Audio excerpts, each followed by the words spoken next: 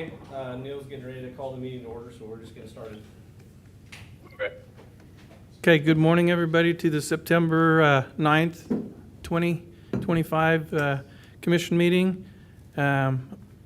Actually, everybody that is capable, stand for the Pledge of Allegiance, please.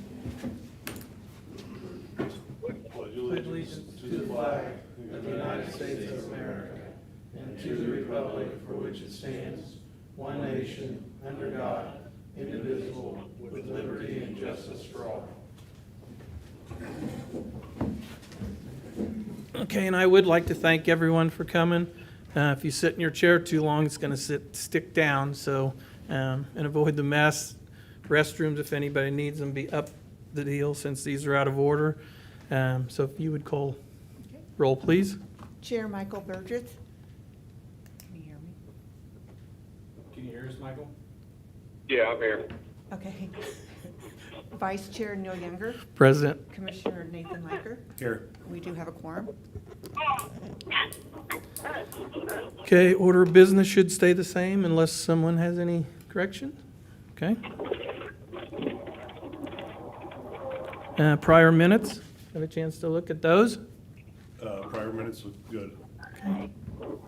No issues. Okay, thank you. How about the consent agenda? I'll move to approve consent agenda items A through G. Okay, I'll second that. We have a motion and a second. All those in favor say aye. Aye. Aye. Okay, issues from people not in the order of business? Okay. No, that, when we talk about when we open the public hearing for the budget, that'll be at that time. Okay. So if any other issues that you want to bring to commission at this time?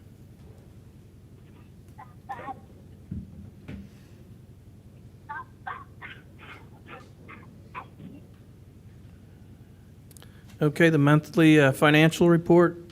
Any comments on that or changes? Everything looked to be in order. Okay. All right, moving along. I didn't catch it. He said no comment. Okay, all right, thanks.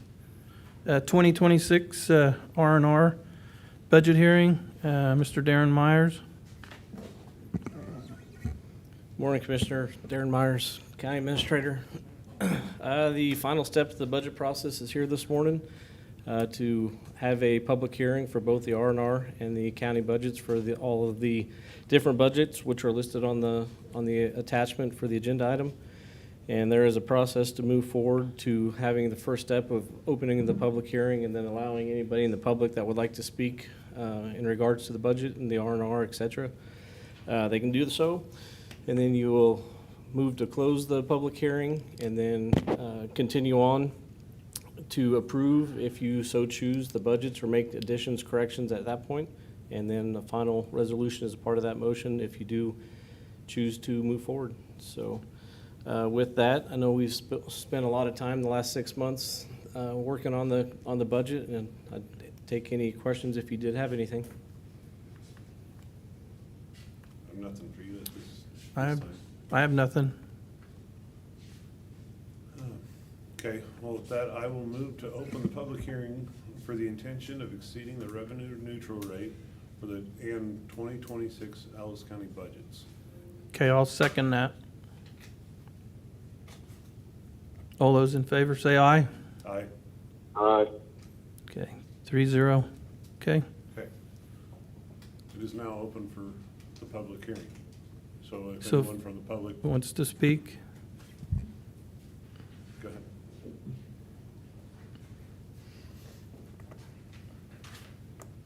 Morning, Commissioners. Morning, Good morning. Morning.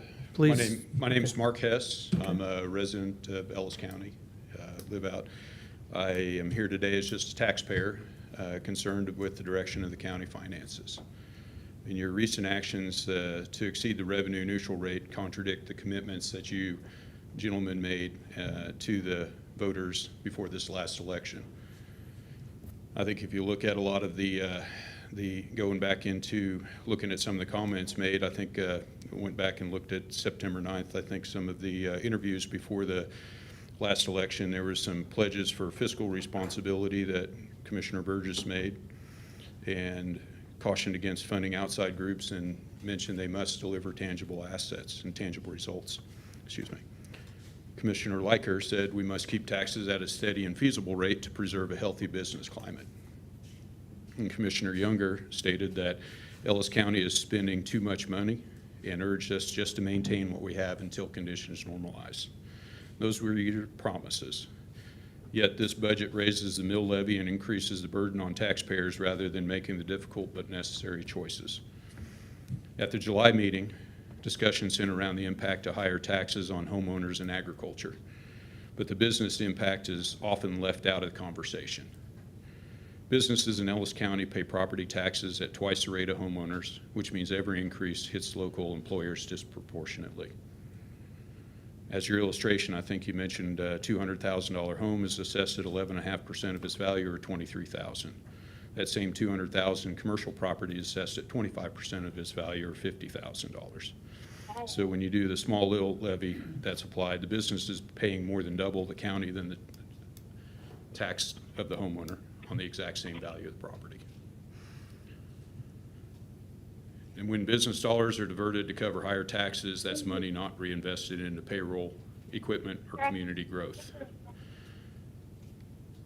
I think that it is imperative for the commission to look back at the budget and to make some of those tougher calls that you guys are elected to do. I think true leadership means honoring your commitments and holding every budget line to performance standards and having the discipline to say no when necessary.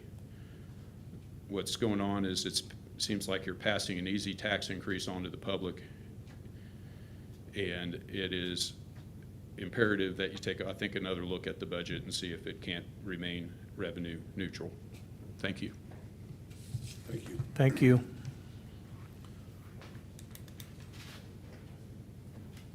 Good morning. My name is John Pyle. I'm here as an overtaxed citizen. And I'd really like for you to reconsider your thinking about increasing the mill levy to help your budget. If I could give you some numbers here. The county valuation in '22 was a little over $458 million. In '23, it was $513 million. In '24, it was $536 million plus. Don't know what it's going to be in '25. But if we look at past history, it's going to go up and go up and go up. If we take a 5% minimum increase, that's going to mean the valuation is going to be about $583 million.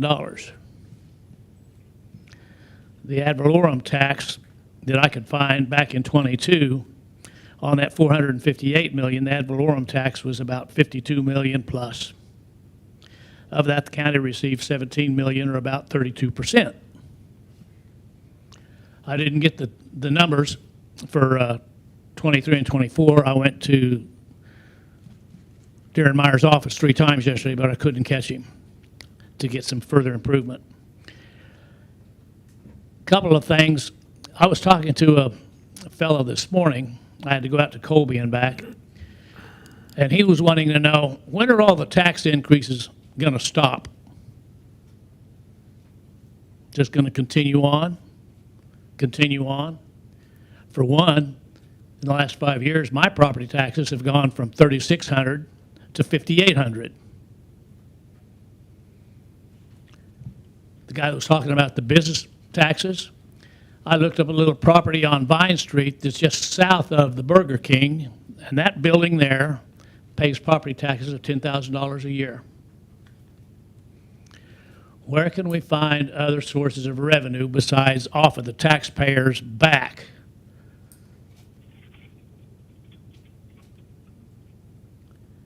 Do you all have any idea how many wind turbines are in Ellis County?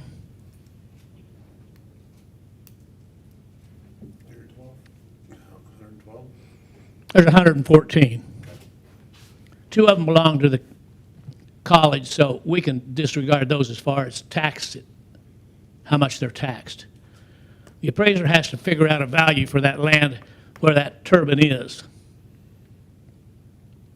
Where that turbine is an income-generating piece of property. You want to guess how much that farmer has to pay in property tax just on that one turbine? $56. What kind of income does it produce? Approximately About $7,000 a year, okay? Now, the county and the appraiser has the ability to change that. That's not dictated by state. I would suggest that maybe somehow you talk to somebody about increasing the taxes on those wind turbines.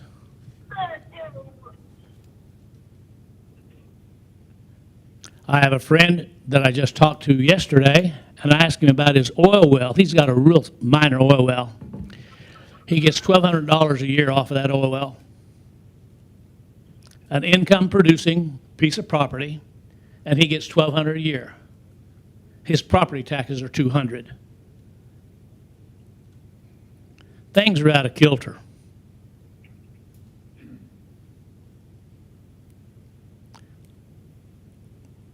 You all are talking about possibly increasing your mill levy 2 mills approximately. Do you have any idea how much that would increase your income based on just last year's valuation of $536 million? We don't know what it's going to be this year, but let's assume that it's going to be $583 million, or $553 million, excuse me.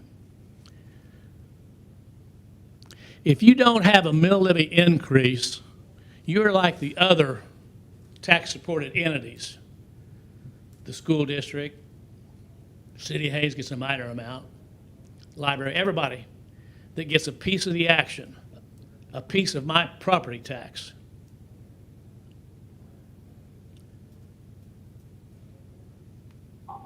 So you'd get automatically, with the new valuation that's coming out when Bobby does it later this year in November, I think she said, you're going to get an automatic raise without an increase in your mill levy.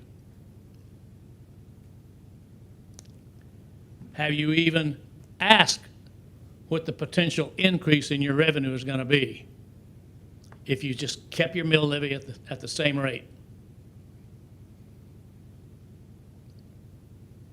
You're going to get a raise. And what disturbs me and a whole lot of other taxpayers is you guys want another 2 mills on top of it. You know, when my household expenses increase year by year by year, my wife and I have to make adjustments.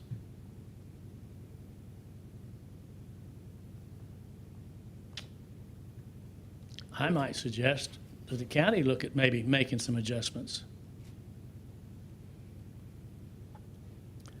I think it'd be probably worth some time for you to figure out how much of an increase you're going to get without the mill levy. And then how much additional are you going to get?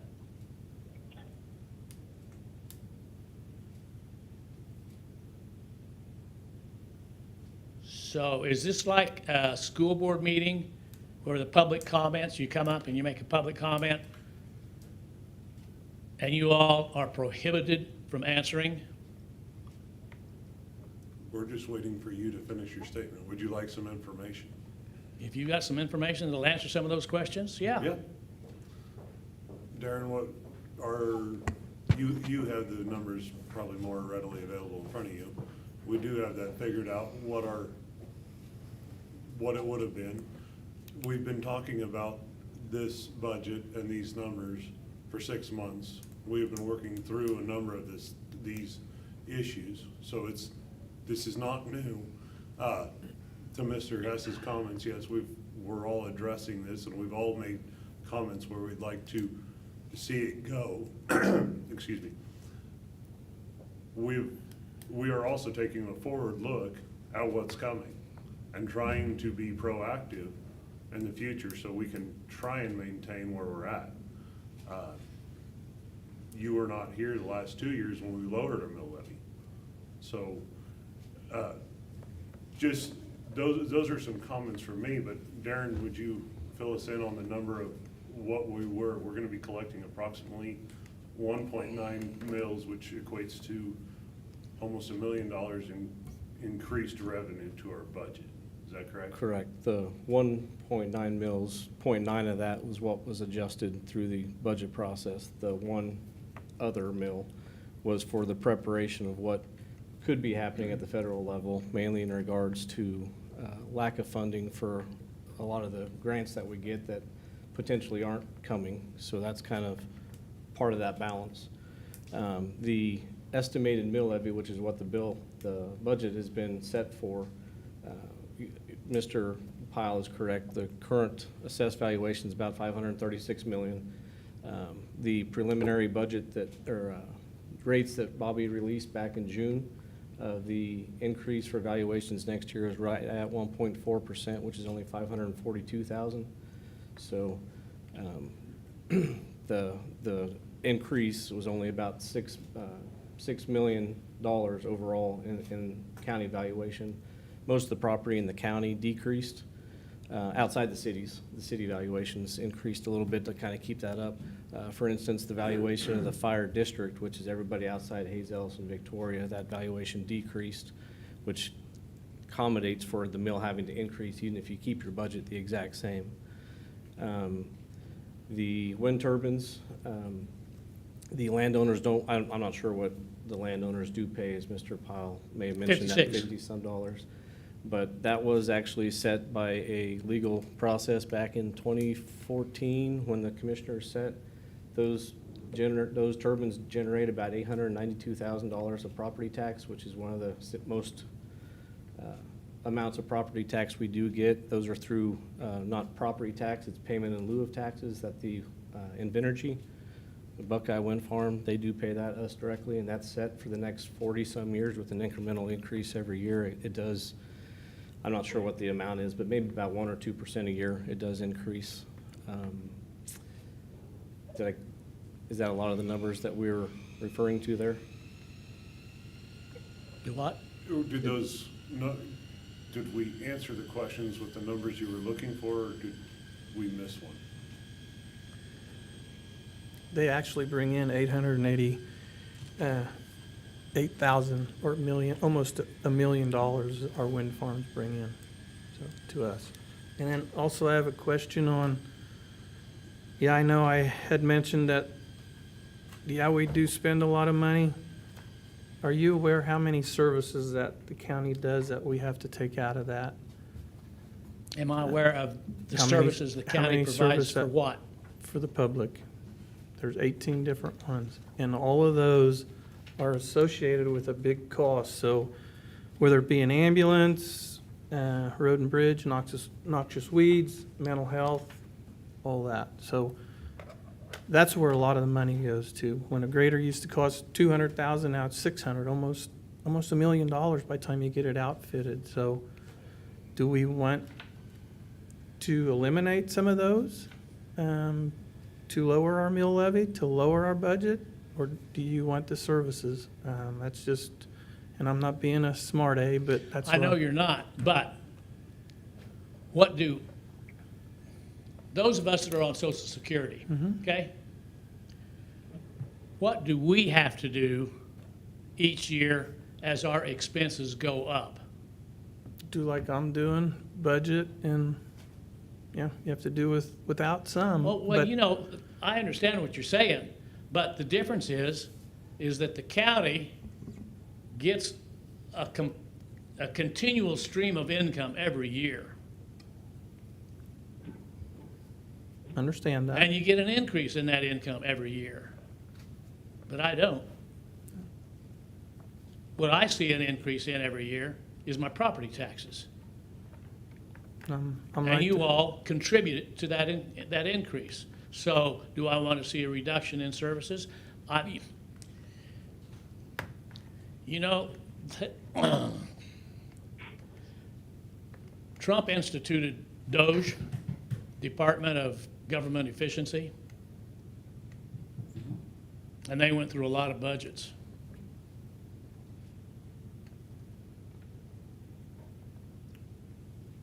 What did that do?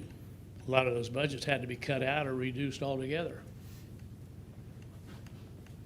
It's not an easy task. I don't envy you in your position. But part of your position dictates that you are financially aware of what's going on and how it impacts me and the rest of the taxpayers. To answer your question there, DOGE did take effect.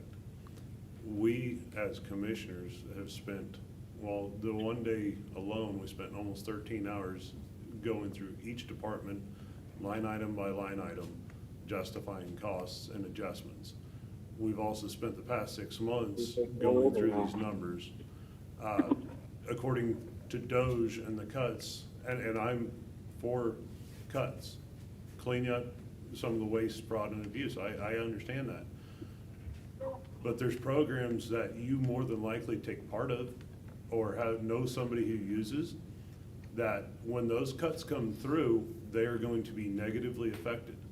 Part of this mill levy increase is for us as a county to be able to make sure that we, as a county, can say what gets cut or what doesn't, and we don't let it up to the federal government to dictate how things happen out here. Because you don't want the federal government coming in to your home more than you want us there. So that's what we're trying to take stock in and trying to look ahead, because we see these cuts coming. We know there's gonna be cuts. We've got $500,000 worth of grants that we work with that promote programs for women, infants, and children, that if it gets cut, it's gonna affect people negatively. And we wanna be able to make that decision locally rather than federally. And so that's where a portion of this increase is coming from. I will say that. Okay, so that you've looked at the budgets here for this last year and you've been working on it for 6 months? Yes, Did you find anything that you could cut anywhere? we did make some cuts, we did make some trimmings, we put stuff back in. I think it was about $770,000 is what the meeting resulted in. I can't hear you. You had my. It was about $770,000 on that one commission meeting that Commissioner Liker was saying was about $770,000 out of that budget. Okay, So cool.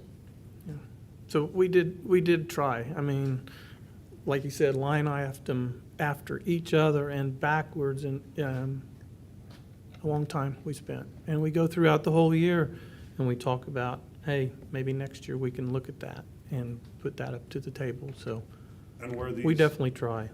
where we, at the open the meeting up, we breeze through it. We see the numbers on a weekly basis, monthly basis on all these lanes. I know myself and the other commissioners, we go through each department and we call out if there's items that are expenses that are out of the norm. We look through every single budget on a weekly or monthly basis to make sure that our employees are doing are spending money in the right places, and that there's nothing that can't be accounted for. They're not out just spending money, your taxpayer money, to do it. Fact is, we have so many departments that probably go above and beyond cutting that they hurt themselves in the long run.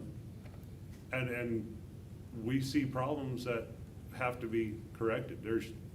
I'll say this, we opened up a new public works facility, okay? They saved up for a number of years to do that. That was savings before I came on. If you go look at that old public works facility, there's a lot of things that our employees do inside and try and maintain to the best of their ability so it doesn't cost the public money. So what that did was it prolonged the inevitable of they outgrew it and the building was no longer feasible for them to use. So they didn't want to spend the money any more than we want to spend the money. Okay. And our head departments do a great job, just echoing Mr. Liker that they cut, it almost hurts themselves on some of the stuff. All right. So, but I do know that we have coming up on the 23rd, we have a work session. And I made the comment before, we do have to look at a different way of doing business. This way of property taxes and continuing this is a wrong trend. So we've got to make a difference. Unfortunately, when we start that difference in the middle of our budget cycle, we can't do it then, but we're gonna end this budget cycle, but in 2 weeks, we're gonna start looking at a different way to do next year. And I hope to do something different. Thank you. I would suggest put your heads together and try and find another source of income besides my property taxes. Thank you. Thank you. Thank you.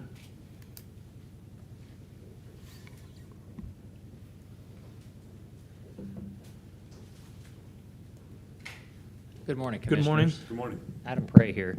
I wasn't planning on speaking this morning, more to listen. I've been involved more by default, not for this intention, but I guess I look at it a little bit differently.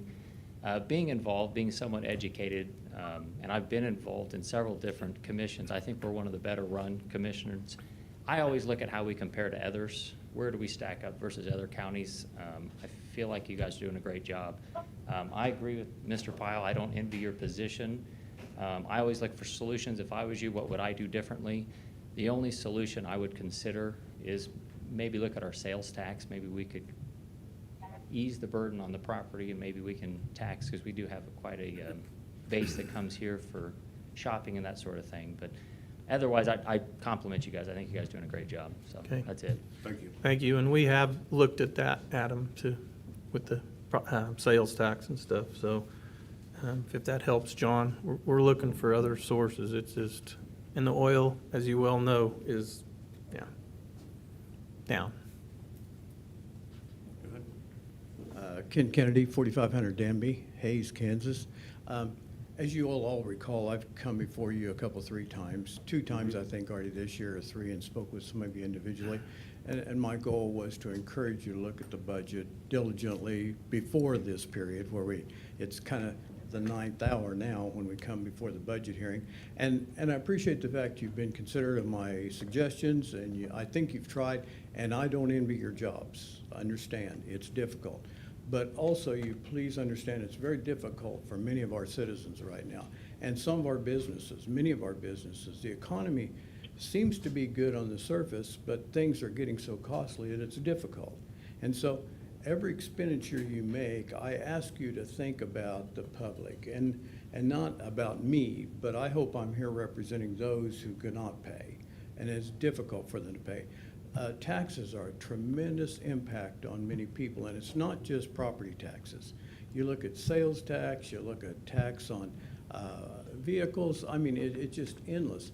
And so every expenditure you make, think efficiency. I mean, when you have, throughout the year, when things come before you that need to be approved for expenditures, and I'm not saying you don't do this, please understand, I'm not saying you don't do this, but think, can we be a little more efficient?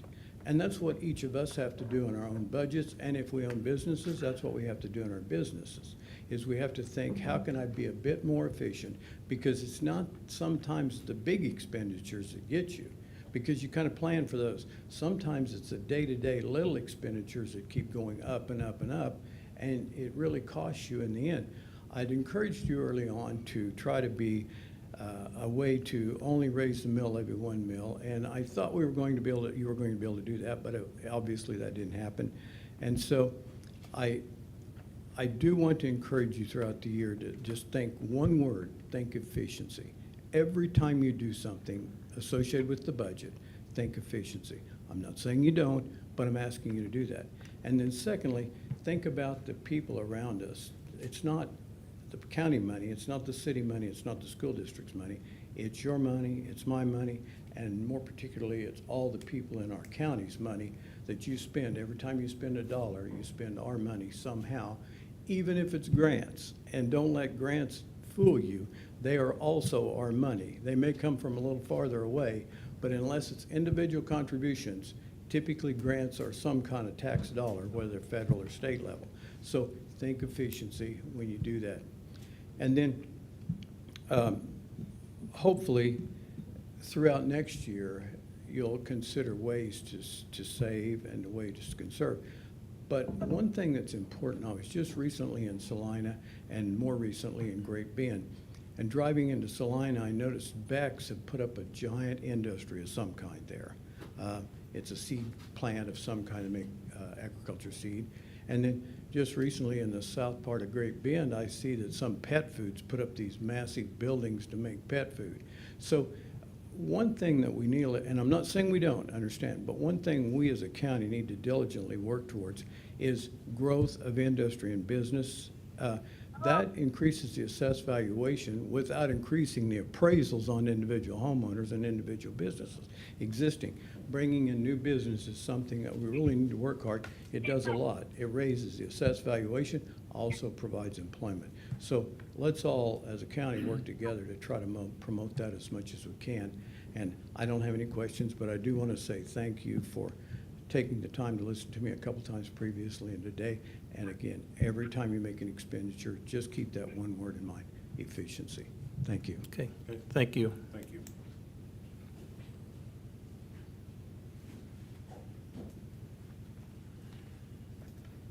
Any more thoughts or comments? With Mr. Kennedy, yes, it took a long time to get a good relationship with the city, and yes, we are working with them to help and work together to bring more businesses to help. So there's another thing that we're trying to do to help take the burden off and of the tax dollars that everybody's, me included, everybody in here included. So we've been trying. It's just a tough thing. Everything costs so much, and you hit it. It's expensive. And to Mr. Kennedy, with your idea of bringing in new business, that's looking forward, trying to figure out our tax side. That is one projection that I hope to address is we can figure something out tax-wise. We have a meeting scheduled with the city. I hope in the future we can schedule stuff with the city of Ellis and Victoria and the school district and try and corral all this to where we can start getting these agencies, these government agencies on more of the same page, because the taxpayers don't need something from all angles. And so trying to get a little bit more handle on that and get things corralled, I think, would do everybody justice. So I'm hoping within the next cycle we can get something done. Okay. Is there any more public Anybody comment? else? I don't see anybody hanging out there. Okay, well then, with no more public comment, I move to close the public hearing for the 2026 revenue neutral rates and budgets. Okay, before I second that, I want to ask Commissioner Burgess if he's got any comments. No additional comments. I think you guys covered it well. I have heard the constituents. I'm here listening, so I appreciate that they came forward to speak to us. And I think you guys covered the conversation well from this standpoint. So thank you guys for covering it. Okay, thank Yes. you. I will second that. Okay. Okay, we have a motion and a second. All those in favor, say aye. Aye. Passes 3-0. Okay, thank you, everyone. Okay. Okay, Now, at this time, I'll move to approve the proposed 2026 general fund and fire district number 1 budgets, both of which exceed the R&R rates, and approve resolution 2025-14 for budget year 2026. Be a roll call vote. Nathan Liker, Approved. Oh, oh, a second. I'm sorry, I second it. Okay. Okay, And then I've already got your roll call. okay. Neil Younger yes. and Michael Burgess. Yes. Okay. The R&R on the fire general fund passes 3-0. And thank you to all public who came Yes. to speak. And we do take your comments seriously.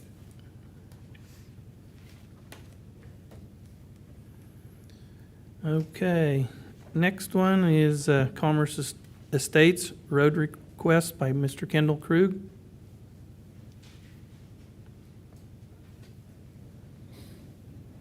Morning, Commissioners. Morning. Good morning. I'm here today requesting a permission to build an access road to our property along the unimproved portion of 37th Street east of Post Rock Road. And I might have you look at the satellite map first. Right here, if you're not familiar with our part of the county, this is the intersection of Vineyard Road and Commerce Parkway, which is a mile north of basically the interstate. My wife and I own the east half of that northwest quarter, and we have for 24 years. That's where we have our home. We recently divided that, split the property into a 50 and a 30 with the hope of building another home on the 30-acre parcel on the west side.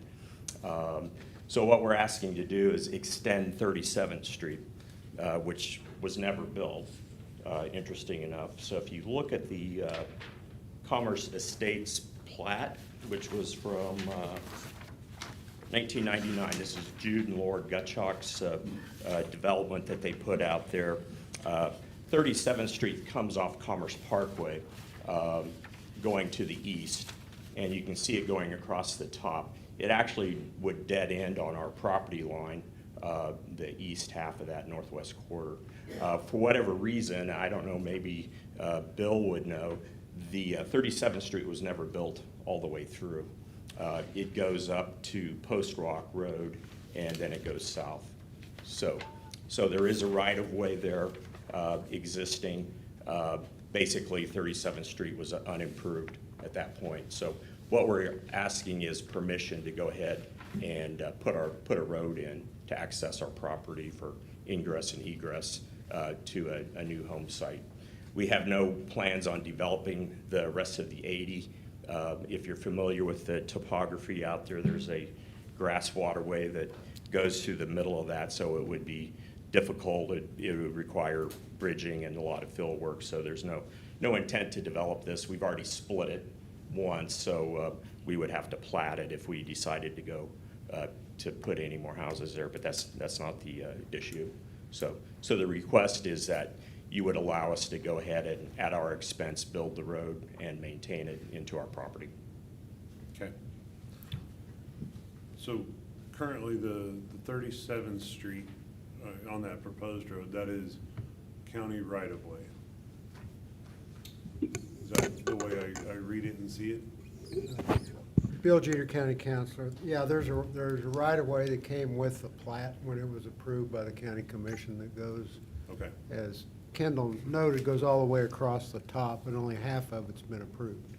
But the right-of-way is still there. Okay. So the county has a right-of-way, which is in the unimproved portion, which would be the east side of it, is what Kendall wants to have the county's permission to go ahead and put a road in there. Okay. It would remain a public road, but it would be Kendall's obligation to maintain it. And it Okay. would provide him access to the west side of his property. Okay. And so currently, this is a grassed area, more or less, so with taking this over and doing it, you're gonna be responsible for improving it and maintaining it then? And the easement was already there in the Commerce Estates. Right. And we've had the discussion with Laura and Jude, and they don't have any issues with it. I don't have a written agreement to that, but Okay. it's an easement. Okay. So, But you're gonna be the responsible party for improving that section of, okay? Okay. Okay, and you will do placements of culverts where needed? yeah, it looks like Okay. there's 2 culverts that would be needed. And that was kind of Jude's call at the time because he's more familiar with the drainage out there. Okay. Would the culverts be privately installed, or would you contact the county to install them the way they would want. I- How would that go? Because normally on a driveway or an access point off of a county road, the landowner would purchase a culvert and we would install. How would that operate, being this is a county right-of-way, but a private access road?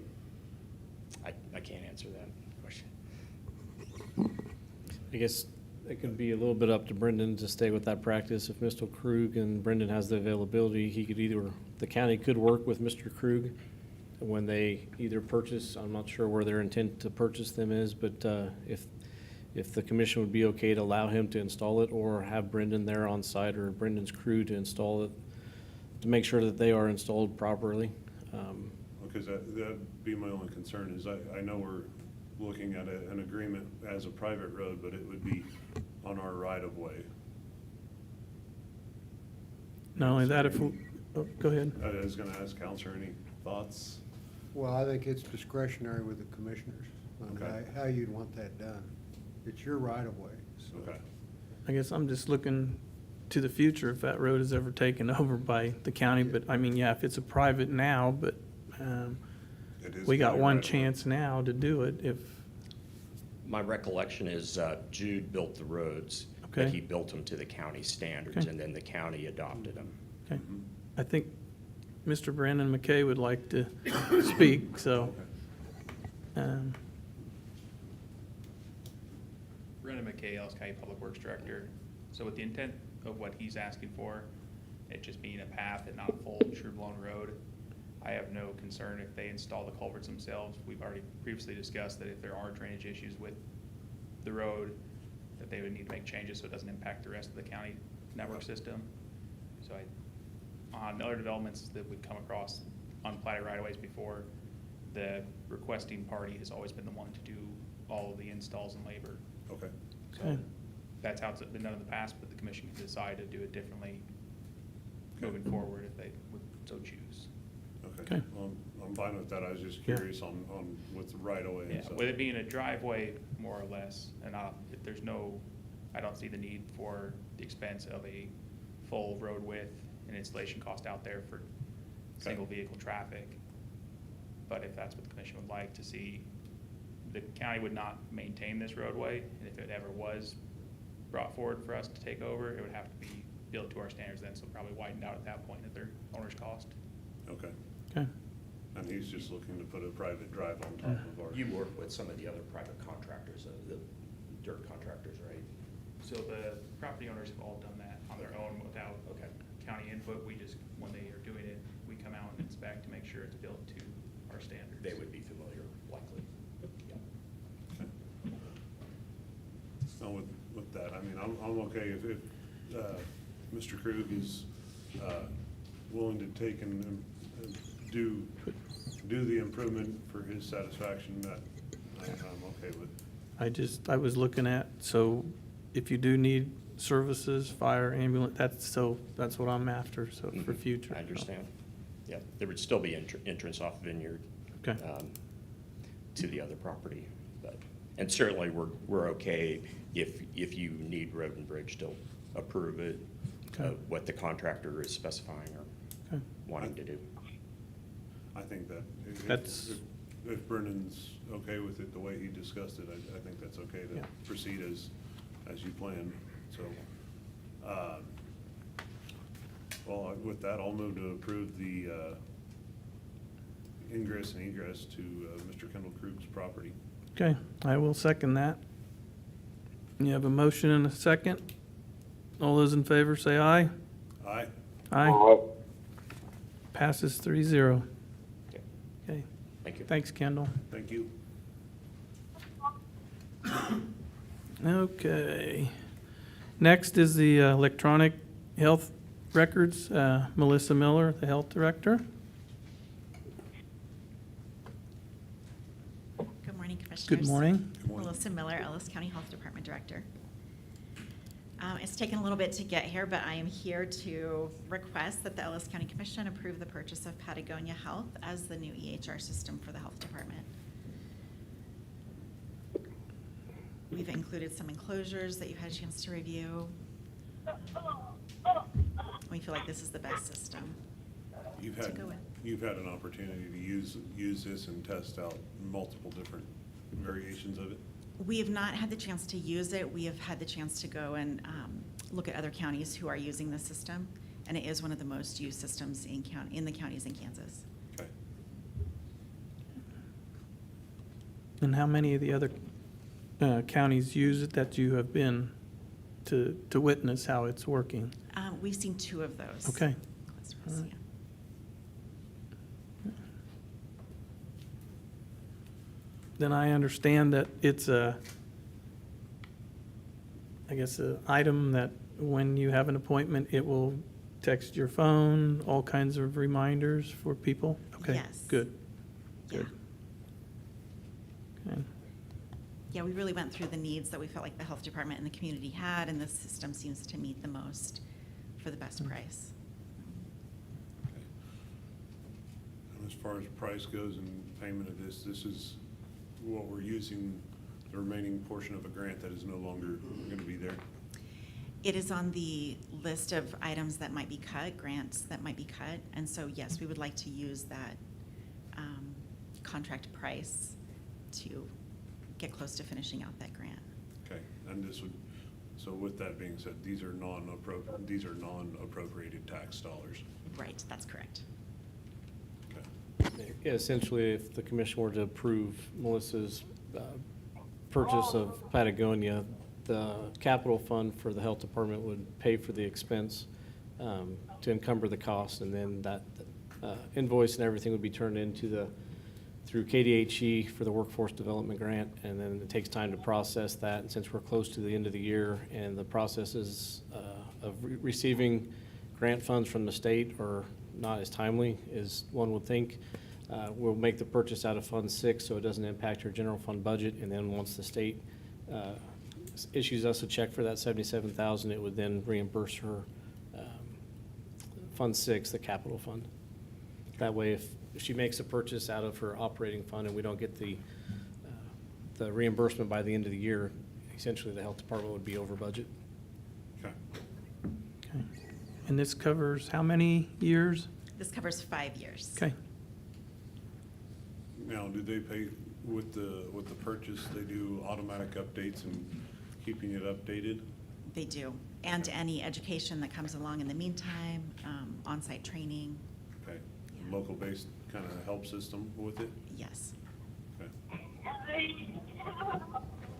Okay. I have no further questions. No, I have none either. I'll make a move to purchase order 7939 to be used for the purchase of Patagonian Health as the new EHR system for Ellis County Health Department. I'll second that. Okay, we have a motion and a second. All those in favor, say aye. Aye. Aye. Okay. Motion passes 3-0. All right, thank you very much. Thank you. Thank you.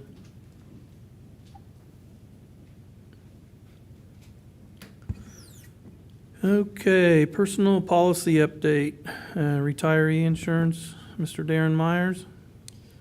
The last item on your agenda is the discussion of a personnel policy change. We are notified by our insurance consultant, FCMI, in review of our policies and procedures in regards to health insurance. We do not necessarily we have a practice in place, but it's not written down in policy on how retirees are offered health insurance benefits after they actually retire from Ellis County. So Kansas statute actually requires that we do have a policy on it, and it is attached to the agenda item here. But basically what it says is after, it sets the criteria of who is actually eligible for retirement insurance, health insurance after to depart from the county. So you can't quit or just not retire but leave from employment. You have to be here a certain amount of years. You're only eligible for insurance for so long. It states that the retirees are responsible for 100% of their premiums. It also ensures that if they don't pay it, there's the ability for the county to terminate the policy, so that way it doesn't fall on the tax base of the county. So a lot of those practices are already in place. Nothing's changing. There's no financial impact. It's just putting our practice down into paper and insert it into the county policy. So essentially, the personnel policy would add in a new section 8.8, and then the following, I believe it's 8.9 through 8.12 would be basically pushed down one item on the list. Any questions? It makes sense. that I have none. We put our policies on paper, I guess. Yeah. Okay. With that, I'll move to approve the added section 8.8 detailing health insurance for retirees for Ellis County. I'll second that. Okay, we have a motion and a second. All those in favor say aye. Aye. Aye. Aye. Passes 3-0. Then how long, Darren, will that take to get into play? It's effective now. Yeah, okay. So it'll be updated on our personnel policy, and I'll send Jennifer in HR a new PDF, and we'll Okay. get it posted on our network, and then she'll upload it onto UKG. All right, okay, thank you.